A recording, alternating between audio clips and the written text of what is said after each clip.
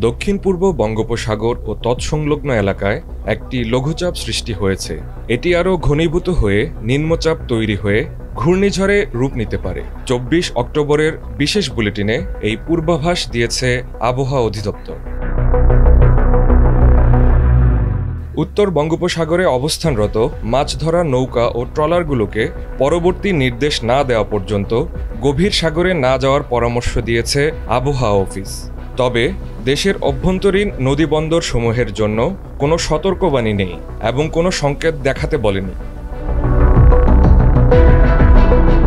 আবহাওয়া অধিদপ্তরের কর্মকর্তারা জানান, সাগরে সৃষ্ট লঘুচাপের গতিপথ ভারতের উড়িষ্যা ও অন্ধ্রপ্রদেশের দিকে। এতে বাংলাদেশের স্থলভাগে তেমন একটা প্রভাব পড়বে না, তবে আগামী কয়েকদিন দেশের বিভিন্ন স্থানে বৃষ্টি হতে পারে।